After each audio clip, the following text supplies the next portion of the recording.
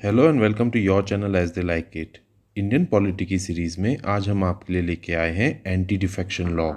इस लेक्चर में हम जानेंगे क्या था 52nd अमेंडमेंट एक्ट ऑफ 1985, कैसे बना था 10th शेड्यूल, क्या था 91st अमेंडमेंट एक्ट ऑफ 2003, क्या प्रोविजंस हैं एंटी डिफेक्शन लॉ में और इसमें क्या एग्जेम्पशंस दी गई हैं। इसी के साथ हम जानेंगे महाराष्ट्र कॉन्स्टिट्यूशनल क्राइसिस में एंटी डिफेक्शन लॉ की क्या भूमिका है। साथ ही हम जानेंगे किन्होतो होलोहन केस ऑफ 1993। तो आइए स्टार्ट करते हैं anti defection law. 52nd amendment act of 1985 provide करता है ऐसे एमपीज एंड एमएलएज की डिसक्वालिफिकेशन जो कि एक पॉलिटिकल पार्टी से दूसरी पॉलिटिकल पार्टी में चले जाते हैं। और इसी पर्पस के लिए इस अमेंडमेंट एक्ट ने कॉन्स्टिट्यूशन के 4 आर्टिकल्स में चेंजेस किए थे और एक नया शेड्यूल जो कि 10th शेड्यूल कहलाता है कॉन्स्टिट्यूशन में ऐड किया था। इसी को एंटी डिफेक्शन लॉ भी कहा जाता है।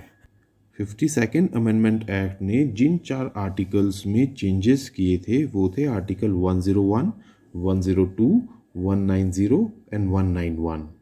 क्योंकि ये टॉपिक अभी करंटली बहुत ज़्यादा हाईलाइटेड है इसलिए हमें ये आर्टिकल नंबर्स याद रखने ज़रूरी हैं। इसके बाद 91st अमेंडमेंट एक्ट ऑफ 2003 ने 10th शेड्यूल के प्रोविजंस में एक चेंज किया। 91st अमेंडमेंट एक्ट ने एक एक्सेप्शन को डिलीट कर दिया और वो एक्सेप्शन थी disqualification on the ground of defection not to apply in case of split. कहने का मतलब ये है कि स्प्लिट की वजह से जो ओरिजिनल 10th शेड्यूल में डिसक्वालिफिकेशन को एग्जेम्प्ट किया गया था इस कंडीशन को 91st अमेंडमेंट एक्ट ने हटा दिया। आइए अब ब्रीफ में देखते हैं क्या हैं provisions of the anti defection law. Anti defection law में सबसे इम्पॉर्टेंट बात बताई गई है regarding disqualification. Anti defection law बोलता है कि अगर कोई मेंबर ऑफ द हाउस चाहे वो किसी भी पॉलिटिकल पार्टी को बिलोंग करता है उसको डिस्क्वालीफाई किया जा सकता है अगर वो वॉलेंटरीली अपनी पार्टी की मेंबरशिप को छोड़ देता है। इसके अलावा मेंबर को तब भी डिस्क्वालीफाई किया जा सकता है अगर वो वोट करता है या एब्सटेन फ्रॉम वोटिंग करता है कॉन्ट्रेरी टू द डायरेक्शंस जो उसकी पॉलिटिकल पार्टी ने दिए हैं। कहने का मतलब ये है कि अगर कोई मेंबर किसी पार्टी की टिकट से इलेक्ट होकर हाउस में पहुंचता है तो उसे पार्टी में भी रहना पड़ेगा और पार्टी की डायरेक्शन को भी ओबे करना पड़ेगा। जहां तक इंडिपेंडेंट मेंबर्स की बात है तो ये लॉ बोलता है कि अगर कोई इंडिपेंडेंट मेंबर इलेक्शन के बाद किसी पॉलिटिकल पार्टी को ज्वाइन करता है तो उसको डिस्क्वालीफाई किया जा सकता है। जहाँ तक नॉमिनेटेड मेंबर्स की बात है तो ये लॉ बोलता है कि जो नॉमिनेटेड मेंबर्स हैं अगर वो 6 महीने के बाद किसी पॉलिटिकल पार्टी को ज्वाइन करते हैं तो उनको भी डिस्क्वालीफाई किया जा सकता है। कहने का मतलब ये है कि नॉमिनेटेड मेंबर्स हाउस को ज्वाइन करने के 6 महीने के अंदर तक किसी भी पॉलिटिकल पार्टी को ज्वाइन कर सकते हैं और ऐसे में उनको डिस्क्वालीफाई नहीं किया जाएगा।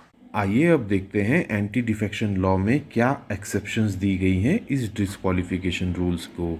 ये सभी डिस्क्वालिफिकेशंस 2 केसेस में अप्लाई नहीं करेंगी। पहला सिनेरियो वो है जब किसी पार्टी का मर्जर किसी और पार्टी में हो जाता है और ऐसे में मेंबर्स की पार्टी चेंज हो जाती है। हालांकि मर्जर तभी माना जाएगा जब 2/3 मेंबर ऑफ द पार्टी जो हैं वो अग्री करते हैं मर्जर के लिए। डिसक्वालिफिकेशन से सेकंड एक्सेप्शन तब दी गई है जब कोई मेंबर हाउस का प्रिसाइडिंग ऑफिसर इलेक्ट होता है और वो वॉलंटरीली अपनी पार्टी की मेंबरशिप को गिव अप कर देता है। ये एक्सेप्शन बेसिकली इसलिए दी गई है ताकि ये जो प्रिसाइडिंग ऑफिसर की पोस्ट है वो इम्पार्शियल रहे और इसकी डिग्निटी मेंटेन रहे। ओरिजिनल 10th शेड्यूल में एक थर्ड कैटेगरी भी थी जहां पर एग्जेम्पशन दिया गया था। हालांकि 91st अमेंडमेंट एक्ट ने इस एग्जेम्पशन को डिलीट कर दिया। इस बारे में हम वीडियो में आगे बात करेंगे। आइए अब जानते हैं कौन है deciding authority in the anti defection law. Law बोलता है कि कोई भी डिस्क्वालिफिकेशन के रिगार्डिंग अगर कोई क्वेश्चन अराइज करता है तो वो डिसाइड किया जाएगा by the presiding officer of the house. Originally act में ये भी बोला गया था कि प्रिसाइडिंग ऑफिसर का डिसीजन इन सब मैटर्स में फाइनल होगा और किसी भी कोर्ट में क्वेश्चन नहीं किया जा सकेगा। हालांकि इसके बाद हुआ किन्होतो होलोहन केस इन 1993, जहां पे सुप्रीम कोर्ट ने एक लैंडमार्क जजमेंट दिया। क्या था ये जजमेंट और क्या है डिसाइडिंग अथॉरिटी की पावर्स आज की डेट में, ये सब हम जानेंगे इस वीडियो के सेकंड पार्ट में।